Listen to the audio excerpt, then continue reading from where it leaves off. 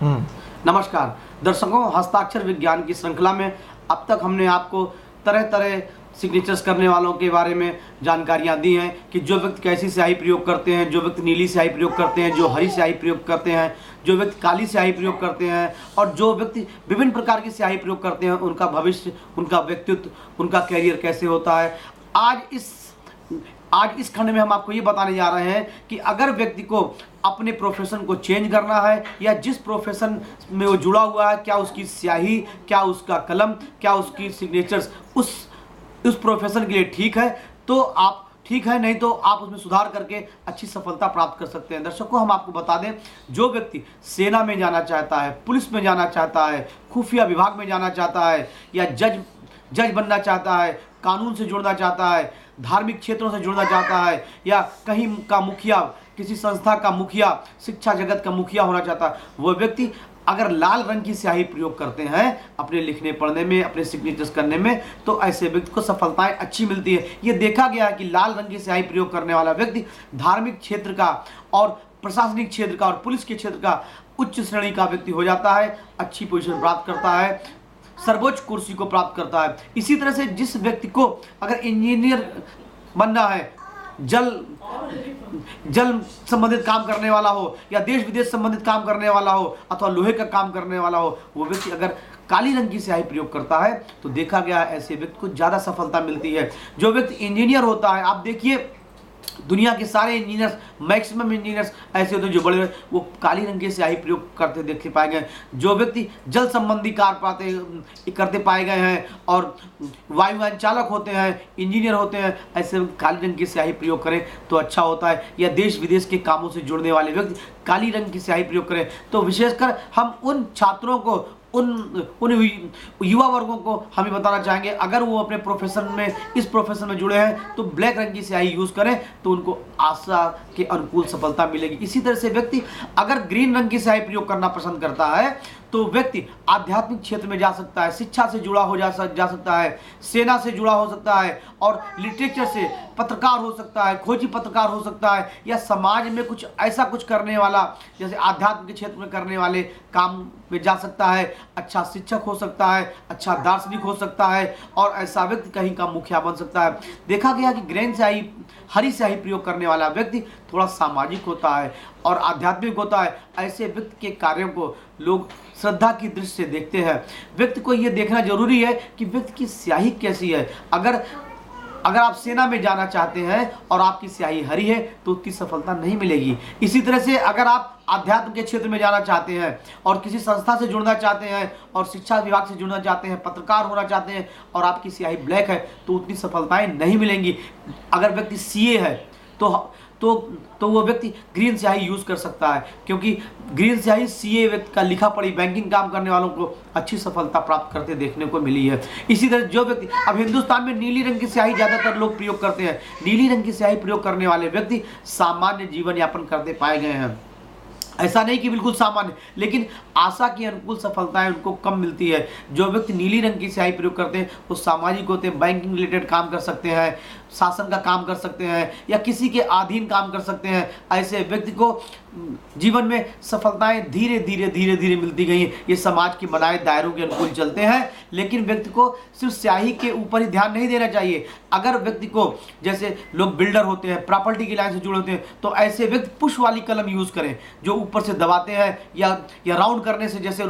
कलम खुलती है। ऐसे व्यक्ति अगर जाते हैं, बिल्डर्स हैं, प्रॉपर्टी से जुड़े हुए हैं, वकील हैं, तो ऐसे व्यक्ति को अच्छी सफलताएं मिल सकती है। और इसी तरह से अगर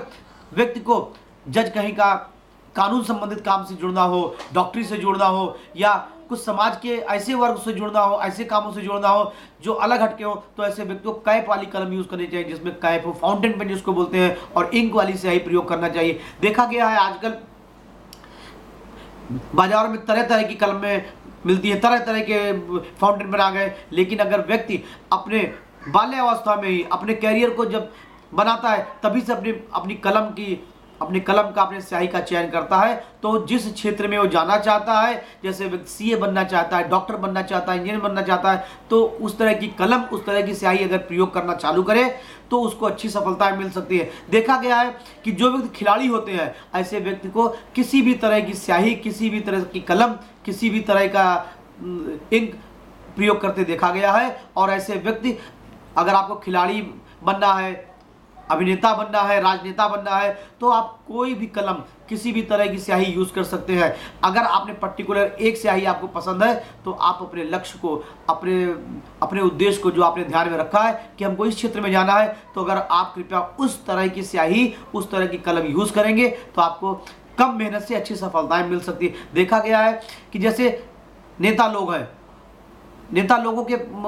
को तरह तरह के कलम यूज करते हैं, जो भी कलम मिल गया, जैसा भी मिल गया वैसे सिग्नेचर्स कर दिया, किसी की पाया, किसी की लिख दिया। ऐसे अभिनेता लोग होते हैं, अपनी कलम कम यूज करते हैं, दूसरी कलम लेते हैं और यूज कर लेते हैं। तो ऐसा व्यक्ति हरफन मौला देखा गया है, सामाजिक क्षेत्र में अच्छी सफलता मिलती, मान सम्मान, कम परिश्रम से अच्छी सफलता मिलती है। लेकिन अगर आप वसूलों पर चलने वाले हैं, बहुत से बच्चे, बहुत से छात्र ये होते हैं कि साहब हमको इंजीनियर ही बनना है, अब इंजीनियर बनना है, लेकिन उनकी इंक उनके कार्य से, उनके काम से, उनकी शिक्षा से उनके अनुकूल नहीं है, उनकी कलम उनके अनुकूल नहीं है। तो ऐसा व्यक्ति अगर अपनी इंक चेंज कर ले, अपनी कलम यूज कर ले तो अच्छी सफलताएं मिल सकती। डॉक्टर्स को देखा गया, जो विद्यार्थी डॉक्टर्स के क्षेत्र में सफलता प्राप्त करते देखे गए हैं, अगर वो व्यक्ति पुष्प वाली कलम रखते हैं और फाउंटेन पेन रखते हैं तो ऐसे व्यक्ति को अच्छी सफलता, अच्छा सर्जन होता है, समाज में नाम होता है। इसी तरह से अगर देखा गया, अगर आपको कला के क्षेत्र में अभिनेता बनना है, अगर अभिनेता बनना है तो आपको ऐसी कलम का प्रयोग करना चाहिए जैसे रेड हो, ग्रीन हो, कलात्मक, तरह तरह की कलम हो, फैंसी कलमों का प्रयोग करें तो आपको कला के क्षेत्र में अच्छी सफलताएं मिलती देखी गई है। अगर आपको प्रॉपर्टी में जोड़ना है तो आपको महंगी कलम का यूज करना पड़ेगा। फाउंटेन पेन की जगह अगर आप घुमाव वाली कलम या कैप वाली कलम यूज करें तो ज़्यादा अच्छा होगा। मान लीजिए आपको फैमिली के काम से जुड़ना है, बहुत से आज देखा गया है कि बहुत से बच्चे अपने फैमिली काम से, तो फैमिली के काम को जुड़ने वाले व्यक्ति अगर ऐसे कलम जिसमें कोई कैप ना हो, कुछ वो ना हो, पुश ना हो, सिर्फ ऐसे घुमाव करके अगर जैसे घुमाते हैं और वो निब निकल आती है, वैसा प्रयोग करता है कलम तो अच्छा होगा। क्योंकि ऐसे व्यक्ति को देखा गया है कि समाज में बनाए नियमों को अनुकूल चलता है और पिता के बनाए असूलों को आगे बढ़ाने वाला होता है। अगर आपको स्वतंत्र व्यवसायी बनना है, अच्छा बिजनेसमैन बनना है, समाज में नाम कमाना है और अपने फादर से, अपने फैमिली से हट के काम कुछ करना है, तो ऐसे व्यक्ति को ये मैं सलाह दूंगा कि ऐसा व्यक्ति ग्रीन कलर की स्याही, हरी रंग की इंक यूज करे और फाउंटेन पेन का यूज करे तो ज्यादा अच्छा होगा। ऐसे व्यक्ति को काली कलम यूज नहीं करनी चाहिए, जिसकी काली पूरा बेस हो, ऐसा नहीं यूज करना चाहिए। ऐसे व्यक्ति को ग्रीन अगर बेस भी हो तो भी अच्छा माना गया है। दर्शकों, हम आज ये बात करना पसंद करेंगे कि जो व्यक्ति अपनी स्याही प्रयोग करते समय ये ध्यान नहीं देते कि कौन सी स्याही इनके आपको प्रयोग करनी है, तो ऐसा व्यक्ति को देखा सफलताएं थोड़ी कम मिलती है। अगर ऐसा व्यक्ति नेतृत्व के क्षेत्र में, नेतागिरी में जाए, कला के क्षेत्र में, फिल्म लाइन में जाए तो ज्यादा सफलता मिलेगी। आपने देखा होगा बहुत से बच्चों के, बहुत से लोगों की कलम बहुत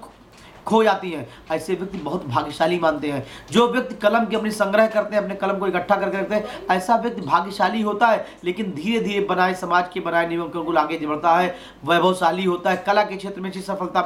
प्राप्त करते देखा गया। लेकिन जिन व्यक्ति की कलम अधिक खो जाती है, ऐसा व्यक्ति भी समाज के बनाए नियम के अनुकूल नहीं काम करता, अपने बनाए असूलों से चलता है और आगे बढ़ता है। दर्शकों, आज हम इतना ही कहना चाहेंगे कि अगर आप अपनी